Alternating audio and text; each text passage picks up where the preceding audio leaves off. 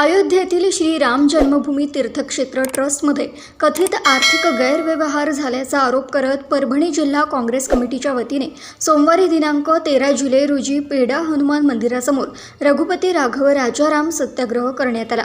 आंदोलनादरम्यान ट्रस्टमधील कथित आर्थिक अनियमिततेची सखोल चौकशी करून संबंधितांवर गुन्हे दाखल करण्याची मागणी करण्यात आली।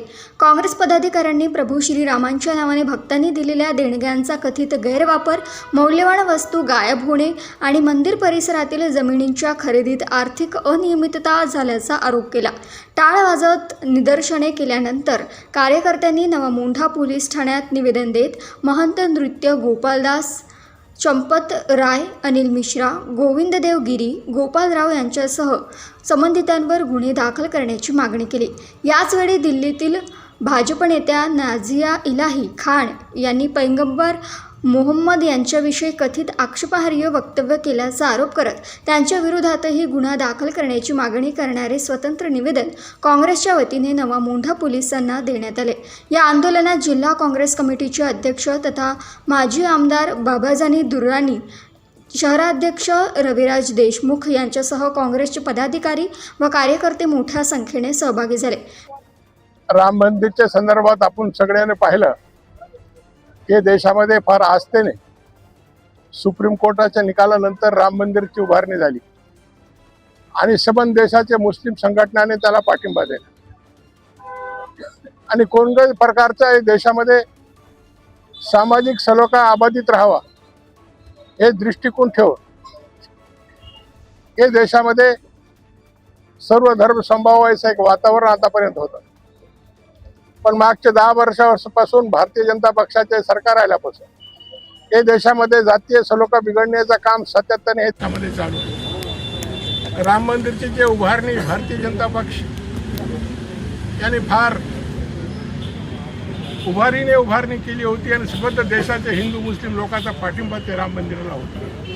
पण आज आपण पाहिला ते रामाच्या नावाने जे निवडून आले, आज ते राम मंदिरमध्ये हजारो कोटी रुपयाचा चोरी उघडकीस आलेली आहे आणि पैशाची चोरीच्या व्यतिरिक्त जे राम भक्तांनी हे देशामध्ये आस्थेने हिरे जवाहरात, चांदी, सोना याच्या तो पावत्या पण नाही एवढे मोठ्या प्रमाणावर देणग्या देणे हे सुद्धा काही ट्रस्टी त्यांचेच आहे, राज्य सरकार त्यांचंच आहे, केंद्र सरकार त्यांच्याच आहे। आता न्याय तरी कुठं मागायचा? इवन दिवसेंदिवस लोकांचा न्याय व्यवस्थेपर्यंत विश्वास कमी होत चालला। हे देशामध्ये कुणाचा राज्य आहे? कायद्याचा राज्य आहे का 4-2 लोकांचा राज्य आहे? हे जनतेसमोर प्रश्न पडलेला आहे। आणि दुसरा, मोहम्मद पैगंबरच्या विरोधामध्ये नाझिया इलाही यांनी सातत्याने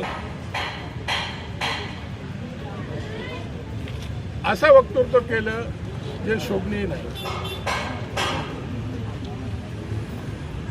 आणि त्याच्या विरोधात कारवाई होत नाही, त्याला अटक होत नाही।